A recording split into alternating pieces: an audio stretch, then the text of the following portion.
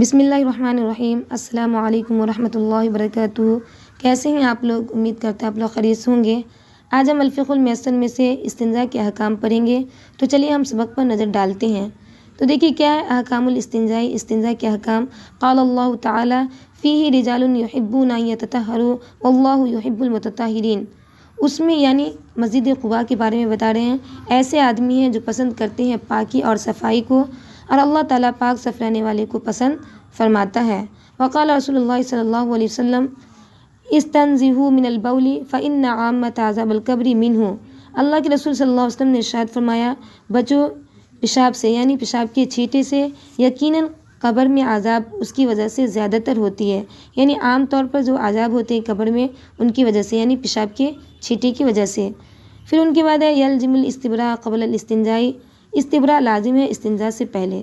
پھر استبراء کسے کہتے ہیں؟ تو کہہ رہے ہیں والاستبراء هو اخراج ما بقي في المحل من بول او غائط حتى يغلب على ظنه انه لم يبق في المحل شيء ومن اعتاد في ذلك شيئا فليفعله كقيام او مشى او تنحنح او غیر ذلك۔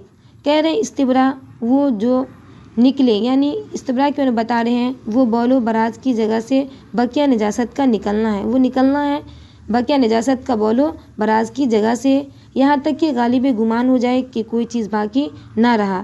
اور جس شخص کو اس کے علاوہ کی عادت ہو، جیسے کہ کھڑا ہونا یا چلنا یا کھانسنا یا اس کے علاوہ، تو اس کو ہم استبراء کہیں گے۔ ان کے بعد ہے اما الاستنجاء ففی تفصیل، رہی بات استنجا کی تو اس میں تفصیل ہے۔ پھر آگے کہہ رہے ہیں اذا تجاوزت النجاسۃ المخرج وکانت اکثر من قدر درہم افترض غسلها بالماء ولا تجوز معها الصلاۃ۔ جب نجاست تجاوز کر جائے اپنی جگہ سے اور ہو 1 درہم سے زیادہ تو اس کا دھونا پانی سے فرض ہے اور جائز نہیں ہے اس کے ساتھ نماز، یعنی 1 درہم سے زیادہ نجاست لگی ہو تو کہہ رہے ہیں فرض ہے اس کا دھونا پانی سے اور اس کے ساتھ نماز جائز نہیں ہوگا۔ پھر آگے کہہ رہے ہیں اذا تجاوزت النجاسۃ المخرج وکانت قدر الدرہم وجب ازالتها بالماء۔ جب نجاست تجاوز کر جائے اپنی جگہ سے اور ہو 1 درہم کے بقدر تو واجب ہے اس کا ختم کرنا پانی سے، یعنی 1 درہم کے بقدر نجاست ہو تو ان کا پانی سے ختم کرنا واجب ہے۔ پھر آگے کہہ رہے ہیں اذا لم تتجاوز النجاسۃ المخرج فالاستنجاء سنۃ۔ جب نجاست تجاوز نہ کرے اپنی جگہ سے تو استنجا سنت ہے، یعنی جب 1 درہم سے زیادہ نجاست لگی ہو تو ان کا پانی سے دور کرنا فرض ہے، جب 1 درہم کے بقدر ہو تو ان کا دور کرنا واجب ہے، اور جب نجاست تجاوز نہ کرے تو استنجا سنت ہے۔ پھر ان کے بعد کہہ رہے ہیں یجوز فی الاستنجاء ان یقتصر علی الماء۔ جائز ہے استنجا میں یہ کہ اکتفا کرے پانی پر، کما یجوز ان یقتصر علی الحجر او نحوہ ما لم تبلغ النجاسۃ قدر درہم۔ اسی طرح جائز ہے یہ کہ اکتفا کرے پتھر پر یا اس جیسے، جبکہ نجاست 1 درہم کے بقدر نہ پہنچی ہو، یعنی 1 درہم کے بقدر نہ پہنچی ہو تو کہہ رہے ہیں اکتفا کرنا پتھر پر یا اس جیسے جائز ہے۔ ولیکن الغسل بالماء احسن، لیکن دھونا پانی سے زیادہ بہتر ہے۔ والافضل ان یمسح بالحجر او نحوہ اولا ثم یغسل بالماء لانہ ابلغ فی النظافۃ۔ اور زیادہ بہتر ہے یہ کہ پوچھے پتھر سے یا اس جیسے پھر دھوئے پانی سے، اس لیے کہ وہ صفائی میں زیادہ بہتر ہے، زیادہ مؤثر ہے۔ پھر آگے کہہ رہے ہیں یستحب ان یستنجی بثلاثۃ احجار۔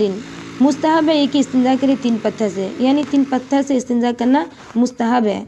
ويجوز الاقتصار على حجرين او على حجر واحد اذا حصلت النظافة به۔ اور جائز ہے اکتفا کرنا 2 پتھر پر یا 1 پتھر پر جب ان سے صفائی حاصل ہو جائے، یعنی اس سے اچھی طرح صفائی ہو جائے تو 1 پتھر پر بھی اکتفا کر سکتے ہیں، یعنی 1 پتھر بھی کافی ہوگا۔